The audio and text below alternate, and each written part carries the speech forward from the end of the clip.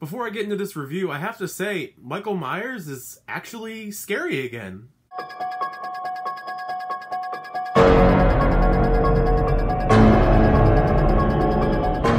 How's it going, everybody? So I'm back again, give you another movie review. This time around we're talking about the latest iteration of the Halloween franchise. Well, Halloween 2018. Now, with this film that makes for 11 films in this franchise, which, you know, any franchise, you know, 11 films, that's a lot of films. But this time they took it back to basics. They're ignoring every single sequel. They're just going right off the original. This is picking up right where the original left off, well, 40 years after the fact. You know, you got Danny McBride and David Gordon Green writing. David Gordon Green also is directing this.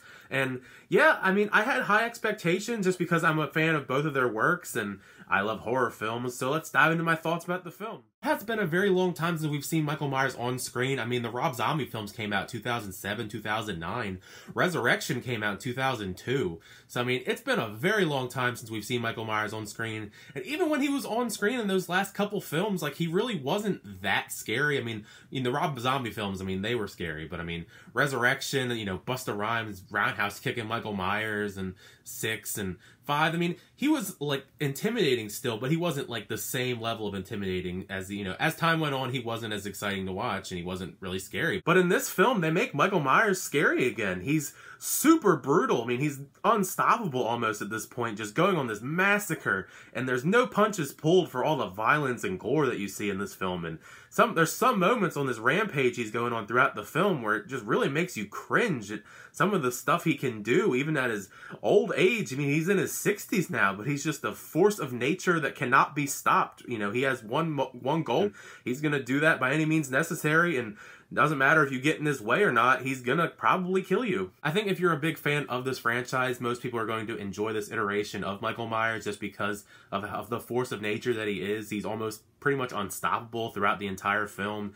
Has some really good death scenes, you know, some gore that I think a lot of fans of gore and violence you're gonna enjoy in your horror films.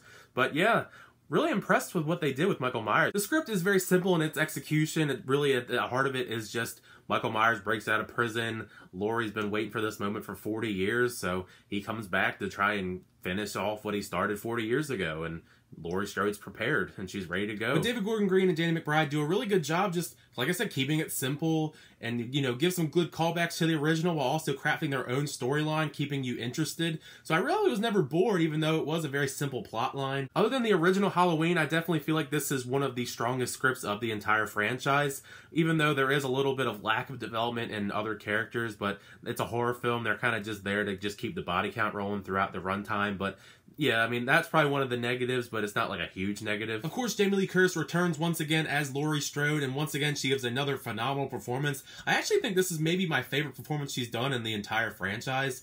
She's obviously going a little mental, preparing to kill Michael Myers for 40 years, but she's just such a huge, strong female badass in this film. I mean, she's like John Wick mixed with Kevin McAllister from Home Alone, because she's got everything. She's got guns, she's got booby traps, she's got, like, hidden stuff.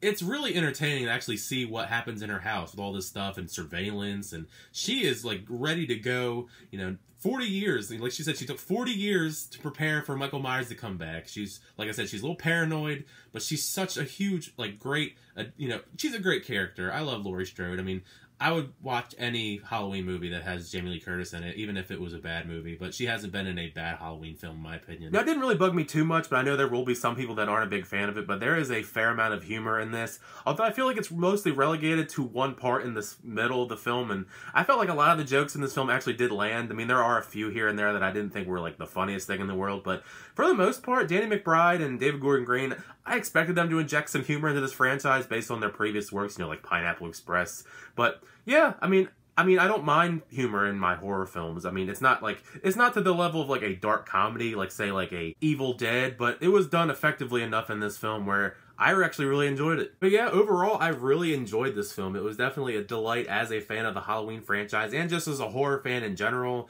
Like I said, it made Michael Myers really scary again. He's a force of nature that cannot be stopped, it seems like. And it's just a really entertaining blast. You know, you got your scares, you got your creep factor, you got your funny. Like, it's a really entertaining film. I really recommend you check this out if you have the chance to.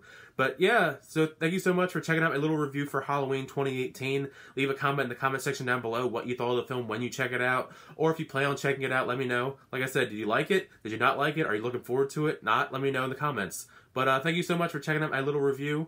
Feel free to leave a like if you liked the video. Really appreciate it. Also, feel free to hit that subscribe button to keep up to date with all movie reviews, trailer reactions, unboxings, and more. But until the next time, I'll see you guys later.